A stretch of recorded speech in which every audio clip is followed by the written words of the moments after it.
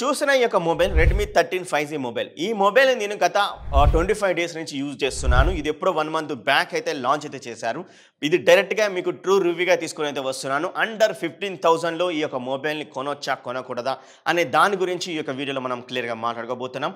And అలాగే మీకు ఎప్పుడైనా గానీ మీ మైండ్‌కి గానీ మీ మనసుకి గానీ ఈ వీడియోకి లైక్ చేయాలని అనిపించినా కూడా లైక్ చేయండి. ప్లీజ్ సపోర్ట్ అయితే చేయండి. అండ్ ఇంకొకటి కూడా మీరు గమనించలేదో మన ఛానల్లో మెయిన్‌గా ట్రూ రివ్యూగా మీకు తీసుకొని అయితే వస్తున్నాను. ప్రతి ఒక్కటి బై చేస్తున్నాను. సో బై చేయాలంటే మనీ అయితే కావాలి. ట్రూ రివ్యూగా మీ ముందుకు తీసుకొని అయితే వస్తున్నాను. అది టీవీ అయినా, ఫ్రిడ్జ్ అయినా, వాషింగ్ మిషన్ అయినా, అలాగే ఇలాంటి మొబైల్స్ అయినా కానీ ప్లీజ్ సపోర్ట్ అయితే చేయండి. ఎందుకంటే ట్రూ రివ్యూని చంపకండి, బతికించండి అనేది నేనైతే కోరుకుంటున్నాను. ఒక్కసారి మీరు మన టెలిగ్రామ్ ఛానల్ జాయిన్ అయితే అవ్వండి. అక్కడి నుంచి ఏదైనా ప్రోడక్ట్ బై చేయాలనుకుంటే బై అయితే చేయండి. ఛానల్కి హెల్ప్ఫుల్గా అయితే ఉంటుంది. అక్కడి నుంచి వచ్చిన మనీ కానీ, ఈ యూట్యూబ్ నుంచి వచ్చిన మనీ కానీ కొని నేను టీవీ కానీ, సౌండ్ బార్స్ అయినా కానీ, మొబైల్స్ అయినా కానీ కొని రివ్యూ చేస్తున్నాను. కాబట్టి మీ సపోర్ట్ ఉండాలి. అది ఖచ్చితంగా ట్రూ రివ్యూని మీరు బతికిస్తారైతే అనుకుంటూ ఈ యొక్క బాక్స్లో వచ్చిన కంటెంట్ కానీ, అలాగే ఈ మొబైల్ గురించి కానీ క్లియర్గా మాట్లాడుకోబోతున్నాం. అలాగే నిన్న ఒకరైతే అడిగారు, ఇది ఇంకో మొబైల్ అన్బాక్సింగ్ చేసినప్పుడు దాంట్లో కామెంట్ పెట్టారు, సార్ వాల్యూ చూపించలేదు భయ్యా అని అయితే అడిగారు. అందుకే ఇక్కడ నేను క్లియర్గా మీకు సార్ వాల్యూ కూడా చూపిస్తున్నాను. మన ఇండియన్ స్టాండర్డ్ తగ్గట్టే ఇక సార్ వాల్యూ అయితే ఇచ్చారు. మరి మొబైల్లో వచ్చేసి ఈ యొక్క టీపీ కేస్ అయితే ఉంటుంది. లిటరల్లీ చెప్పాలంటే నిన్న అన్బాక్సింగ్ చేసిన మొబైల్ టీపీ కేస్ కంటే ఈ యొక్క టీపీ కేస్ అనేది చాలా బాగా అయితే ఉంది. సో నేను 25 డేస్ నుంచి యూజ్ అయితే చేస్తున్నాను. అయినా కానీ చాలా క్లియర్గా కేసులకైతే కనబడుతుంది స్టిల్. సో అదైతే గమనించండి. చాలా మంచిగా అయితే ఉంది బిల్డ్ క్వాలిటీ, ఈ యొక్క కేసు యొక్క బిల్డ్ క్వాలిటీ. అండ్ ఇంకా మనకు పేపర్ అదే క్విక్ స్టార్ట్ గైడ్ అని ఇచ్చారు. సిమ్ ఎజెక్టర్ పిన్ అయితే ఇచ్చారు. అలాగే 33 వాట్స్ కలిగిన ఫాస్ట్ ఛార్జింగ్ సపోర్ట్ చేసే అడాప్టర్ అయితే ఇచ్చారు. And type A to type C cable కూడా అయితే ఇస్తున్నారు ఈ యొక్క బాక్స్లోనే. అదొక గుడ్ థింగ్ అని అయితే చెప్పొచ్చు. చాలా వరకు అండర్ 15,000లో మనకు బాక్స్ నుంచి తీసేస్తున్నారు అవి. సో బట్ రెడ్మీలో అయితే ఇవ్వడం అయితే జరిగింది. అదొకటైతే మీరు గుర్తుంచుకోండి. ఈ యొక్క మొబైల్ డిజైన్ గురించి, బిల్డ్ క్వాలిటీ గురించి మాట్లాడుకుంటే బిల్డ్ క్వాలిటీ చాలా బాగా అయితే ఉంది. మీరు బ్యాక్ సైడ్ చెక్ చేస్తే ఇది హవేలిన్ బ్లూ 8GB 128GB స్టోరేజ్ అయితే వచ్చే మొబైల్ అన్నమాట. ఇంకా మీరు కలర్స్ కూడా డిజైన్ ప్రకారం చెక్ చేస్తే చాలా బాగుంది. ప్రీమియం లుక్ అయితే ఉంది. ఇంకా అదర్ 2 కలర్స్ కూడా అవైలబుల్గా అయితే ఉన్నాయి. ఇంకోటి డైమండ్ బ్లాక్ అండ్ ఆండ్రిచ్ పింక్ అనుకుంటా, పింక్ కలర్ అయితే ఇచ్చారన్నమాట. సో అవి మీకు నచ్చినట్లయితే నేను డిస్క్రిప్షన్లో ఇస్తాను, ఒక్కసారి అయితే చెక్ చేయండి. అండ్ ఇంకొకటి అయితే చెప్పాలి, మనకు 6GB RAM 128GB స్టోరేజ్ వచ్చేసరికి డైరెక్ట్ వీళ్ళ వెబ్సైట్లో 15,399 అయితే ఉంది. 8GB RAM 128GB స్టోరేజ్ సరికి 15,499 అయితే ఉంది. ఇంకా మనకు కార్డ్ ఆఫర్ అయితే ఇస్తున్నారు ICICI కార్డు మీద. ఒక్కసారి వీళ్ళ వెబ్సైట్ లింక్ అని డిస్క్రిప్షన్ ఇస్తాను, ఒకసారి చెక్ చేయండి. సో మరి ఈ మొబైల్ గురించి మాట్లాడుకోవాలంటే డిజైన్, బిల్డ్ క్వాలిటీ, మీకు ఈ యొక్క బ్యాక్ సైడ్ మనకు గ్లాసీ బిల్డ్ క్వాలిటీ అయితే దొరుకుతుంది. మీరు డ్యూయల్ గ్లాసీ బిల్డ్ క్వాలిటీ అయితే ఉంటుంది. ఇంకోటి ఔరా లైట్ డిజైన్ తోడైతే మీకు ఇక్కడ ఫ్లాష్ లైట్లో అయితే ఇచ్చారనమాట. ప్రీమియం గ్లాసీ బిల్డ్ క్వాలిటీ తోటి ఈ యొక్క మొబైల్ డిజైన్ చేశారు. అండ్ కలర్ కూడా చాలా బాగా అయితే ఉంది. మనకు ఒక ప్రీమియం కలర్ తోటైతే దీని అయితే తీసుకొని అయితే వచ్చారు. బిల్డ్ క్వాలిటీలో కూడా మనకి ఎక్కడ కాంప్రమైజ్ కాకుండా and premium glass build quality తోటి అయితే ఇవ్వడం అయితే జరిగింది. అండ్ ఫ్రంట్ సైడ్ వచ్చేసరికి కార్నింగ్ గొరిల్లా గ్లాస్ 3 తోటి ప్రొటెక్షన్ అయితే చేశారు. సో మనం మొబైల్ వాడుతున్నప్పుడు ఖచ్చితంగా మనకు డిస్ప్లే అనేది చాలా ఇంపార్టెంట్. ఆ డిస్ప్లే మనకు కలర్ఫుల్గా కనబడితే మనం విజువల్స్ బాగా ఎంజాయ్ చేయగలుగుతాం. అలాగే డిస్ప్లే సైజ్ కూడా పెద్దగా ఉంటే బాగుంటుంది. అందుకని వీళ్ళు ఏం చేశారంటే 6.79 inches full HD plus IPS LCD 120Hz adaptive free sync తోటి అయితే వస్తుందన్నమాట దీని యొక్క రిఫ్రెష్ రేట్ అనేది. సో ఇది excellent. Adaptive free sync 120Hz refresh rate అంటే అంటే దీంట్లో ఏదైనా మొబైల్లో మనం ఏదైనా యాప్ 120Hzకి సపోర్ట్ చేస్తే ఆటోమేటిక్గా అడాప్టివ్గా సింక్ అయ్యి ఆటోమేటిక్గా 120Hzలకి అయితే వెళ్తుంది, మనం ఎలాంటి సెట్టింగ్ చేంజ్ చేయకుండా. అండ్ డిస్ప్లే యొక్క క్వాలిటీ వీడియో చూస్తున్నప్పుడు కూడా చాలా బాగా అయితే అనిపించింది. కలర్స్ కానీ, బ్రైట్నెస్ అయినా కానీ, అండ్ ఇంకా దాంట్లో ఉన్న బ్లాక్ లెవెల్స్ అయినా కానీ, ఇమేజ్ షార్ప్నెస్ అయినా కానీ చాలా మంచిగా మనకు పాపప్ అయ్యి విజువల్ లెవెల్స్ అనేవి చూపిస్తున్నాయి అనమాట. ఇది డిస్ప్లే విషయంలో నాకైతే చాలా బాగా అయితే నచ్చింది. అలాగే టచ్ శాంప్లింగ్ రేట్ కూడా 240 Hz టచ్ శాంప్లింగ్ రేట్ కూడా అయితే ప్రొవైడ్ అయితే చేస్తున్నారు. సో దానివల్ల కూడా మనం టచ్ చేసినప్పుడు డిస్ప్లే అది కూడా స్మూత్నెస్ అనేది చాలా ఇంక్రీజ్ చేసిన విధంగా అయితే అనిపించింది. బ్రైట్నెస్ వచ్చేసరికి 550 నిట్స్ అయితే ఇచ్చారు. అలాగే మనకు కాంట్రాస్ట్ రేషియో కూడా బాగుంది. 1500:1 కాంట్రాస్ట్ రేషియో అయితే ఇచ్చారన్నమాట. మీరైతే డిసప్పాయింట్ అయితే అవ్వరు. ఇది full HD plus IPS LCD డిస్ప్లేగా తీసుకొచ్చినా కూడా మీకు ఎక్కడ కలర్స్ అనేవి తగ్గవు అండ్ డిస్ప్లే యొక్క క్వాలిటీ అనేది తగ్గదు. అండ్ ఇదేంటంటే ఇది కర్వ్డ్ అయితే కాదు, మనకు ఫ్లాట్ డిస్ప్లే. మీరు గేమింగ్ ఆడుతున్నప్పుడు కూడా చాలా బాగా అయితే ఉండదు. గేమింగ్ విషయంకి వచ్చాం కాబట్టి processor Snapdragon 4 Gen 2 AE processor అయితే యూజ్ అయితే చేశారు. దీని క్లాకింగ్ స్పీడ్ వచ్చేసరికి 2.63 GHz కి అయితే క్లాకింగ్ అయితే చేశారనమాట. అండ్ ర్యామ్ వచ్చేసరికి ఇంత ముందుకు చెప్పాను 8GB ర్యామ్ వచ్చేసరికి దీంట్లో అయితే ఇచ్చారు, 120GB స్టోరేజ్ అండ్ UFS 2.2 అయితే ఇచ్చారు. ఈ యొక్క బడ్జెట్ పాయింట్ లో చూసుకుంటే ఫైన్ అయితే నేనైతే అంటాను అనమాట.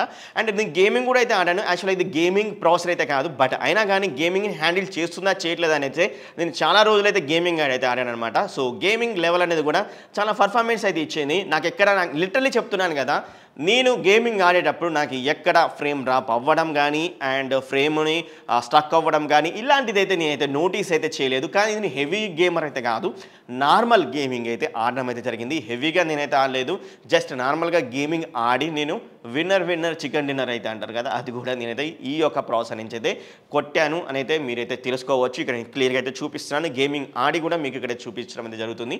సో కాకపోతే ఇక్కడ సెట్టింగ్ అనేది మెయిన్ ఇంపార్టెంట్.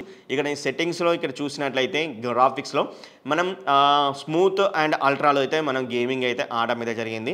అండ్ హెచ్డీలో కూడా మీరు ఇక్కడ చెక్ చేసుకోవచ్చు, డిస్ప్లే ఇక్కడైతే కనబడుతుంది. హెచ్డీలో కూడా మనం సెట్టింగ్ అయితే చేంజ్ చేసుకొని కూడా ఆడొచ్చు అనమాట గేమింగ్. బట్ నేను మోస్ట్లీ స్మూత్ అండ్ అల్ట్రాలో గేమింగ్ అయితే ఆడాను. ఆ యొక్క స్మూత్ అండ్ అల్ట్రాలో గేమింగ్ ఈ యొక్క ప్రాసెసర్ అనేది చాలా ఆప్టిమైజేషన్ చేశారు కాబట్టి మనకు స్మూత్గా అయితే రన్ అయితే అయ్యిందని అయితే చెప్పుకోవచ్చు. బట్ గేమింగ్ ఆడేటప్పుడు ఏంటంటే మనకు డిస్ప్లే అది ఒక 30 Hz 40 Hz ఇలా రన్ అవుతున్నట్టయితే నాకైతే అనిపించింది.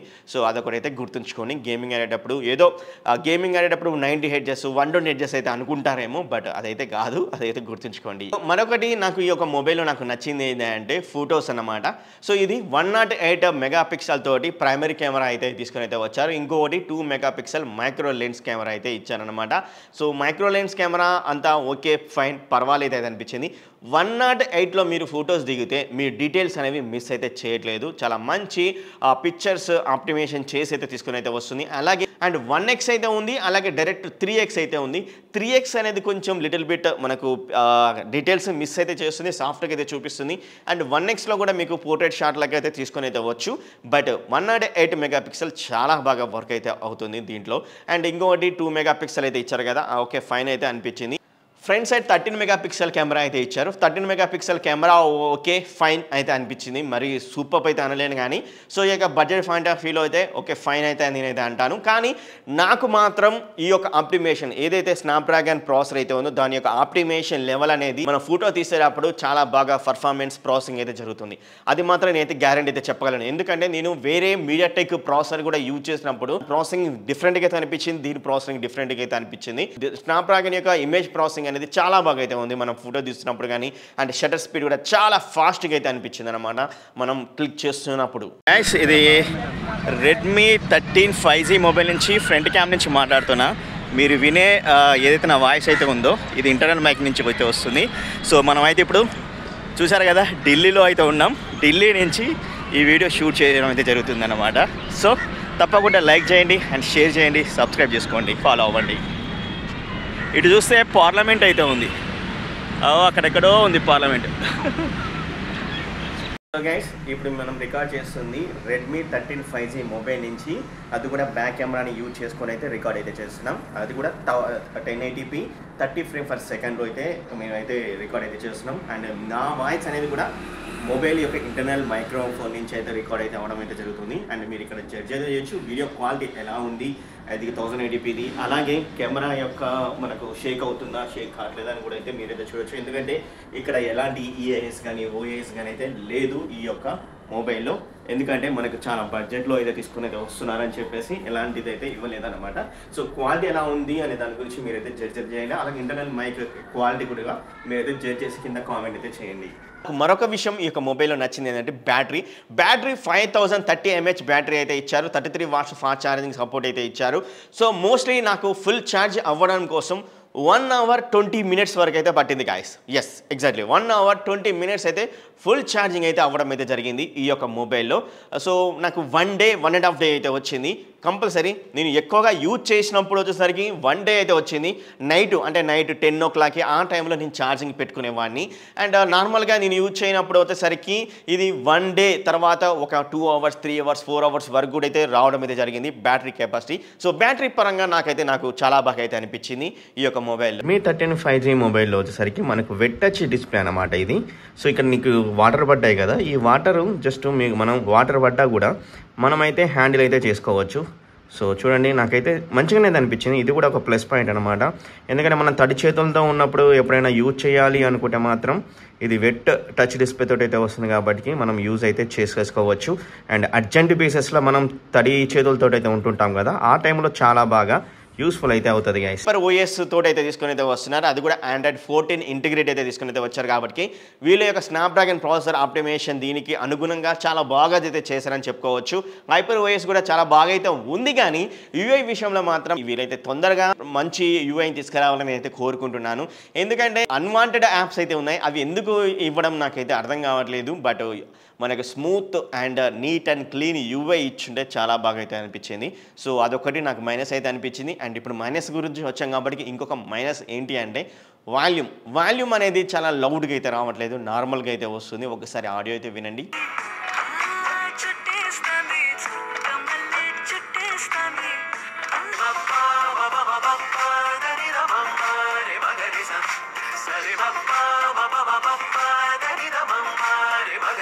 నాకైతే నేను ఎన్నిసార్లు చెక్ చేసినా వాల్యూమ్ అయితే హెవీగా అయితే రావట్లేదు. సో వాల్యూమ్ హెవీగా మనకి ఏమైనా అప్డేట్లో ఫిక్స్ చేస్తుంటే బాగుండైతే నాకైతే అనిపించింది.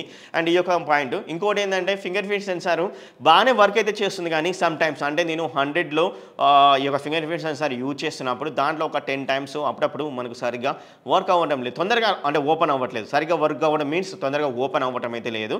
సో ఇవి నేను ఈ 25 డేస్ నుంచి యూజ్ చేసినప్పుడు నాకు మైనస్ అయితే అనిపించినవి. అండ్ ప్లస్లో అయితే మీరు ఇంత ముందుకే అయితే విన్నారు కదా, మరి ఈ యొక్క మొబైల్ అండర్ 15,000లో తీసుకోవచ్చా అంటే ఎస్, ఎగ్జాక్ట్లీ మీరైతే తీసుకోవచ్చు అయితే అంటాను.